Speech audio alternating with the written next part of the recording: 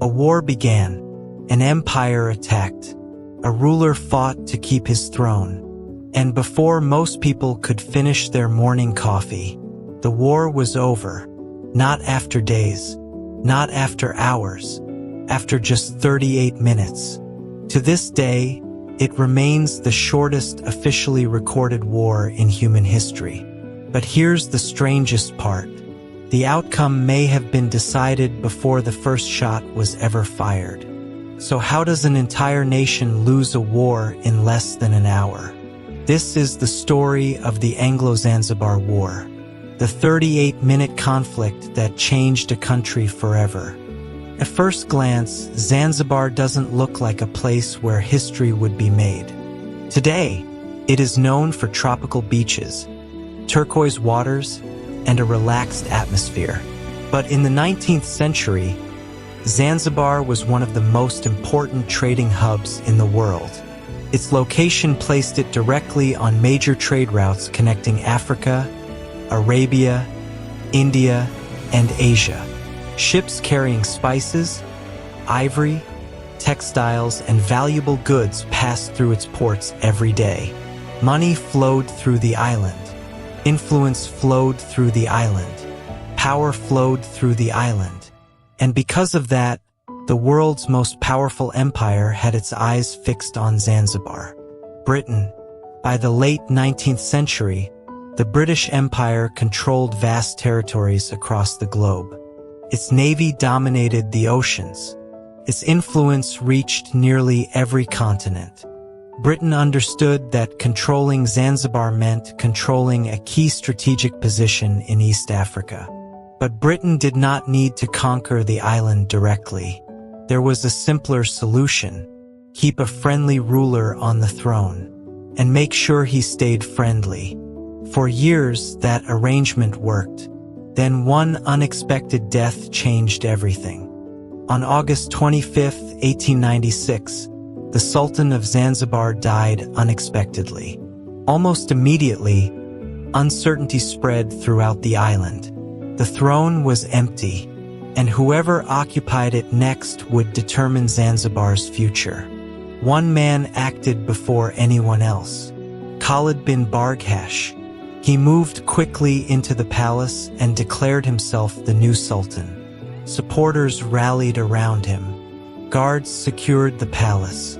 The royal flag remained flying overhead. To many people, the succession appeared complete. A new ruler had taken power. But there was one problem. Britain had never approved him. And Britain had another candidate in mind. A candidate they believed would be far easier to influence. Suddenly, what appeared to be a simple succession crisis became an international confrontation. British officials wasted no time. Messages were sent to Khalid. Warnings followed. Then came an ultimatum. Leave the palace. Step down from the throne. Or face military action. For Britain, this was not a negotiation. For Khalid, it was a humiliation. If he stepped down, his claim to power would be finished. If he stayed, he risked war against the strongest empire on earth. Most people would have surrendered. Khalid did not. Instead, he doubled down.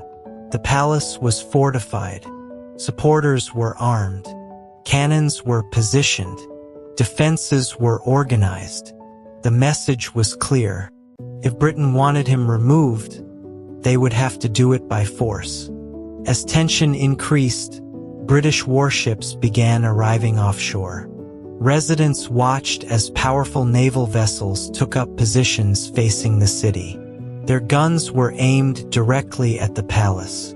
The ultimatum came with a deadline: 9 a.m. August 27, 1896. If Khalid remained inside the palace after that moment, Britain would attack. The countdown had begun. Inside the palace, men waited nervously.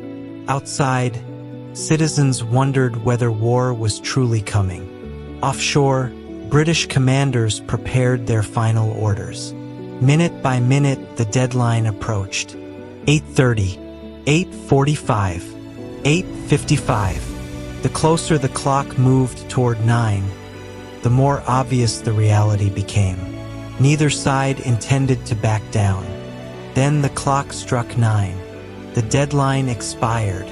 Khalid remained inside the palace.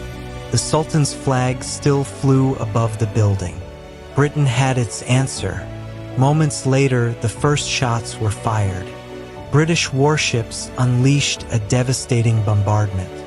Shells slammed into the palace. Walls collapsed. Buildings caught fire. Smoke rose above the city. The defenders attempted to fight back.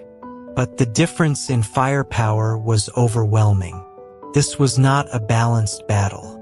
It was a collision between a regional force and the most powerful empire on earth. Within minutes, Zanzibar's defenses began collapsing. The royal yacht was sunk. Artillery positions were destroyed. The palace suffered catastrophic damage. Then, just 38 minutes after the fighting began, the Sultan's flag was lowered. The war was over. But the story didn't end there, because the man Britain wanted to capture had escaped. During the chaos, Khalid fled the palace. Instead of surrendering, he ran to the German consulate. Once inside, British forces could not simply enter and arrest him. Doing so could trigger an international incident. Suddenly, the shortest war in history created a diplomatic problem involving two European powers. Britain had won the battle, but Khalid remained out of reach. Eventually, German authorities secretly helped him leave Zanzibar. The former sultan escaped, and the man at the center of the 38-minute war disappeared from British hands. When people hear about the Anglo-Zanzibar War, they usually focus on one number, 38 minutes. But that number hides a deeper truth. The war was not short because of luck. It was short because the outcome had already been decided. Britain possessed modern warships, industrial-era weapons, professional military forces, and overwhelming political influence. Zanzibar never truly had a realistic chance of victory. The battle itself was simply the final chapter of a struggle that had been unfolding long before the first cannon fired. More than a century later, the Anglo-Zanzibar War still holds its extraordinary record. 38 minutes, the shortest officially recorded war in history. Yet the real lesson isn't about speed. It's about power. Because sometimes a war can be so unequal that the outcome is determined before it even begins.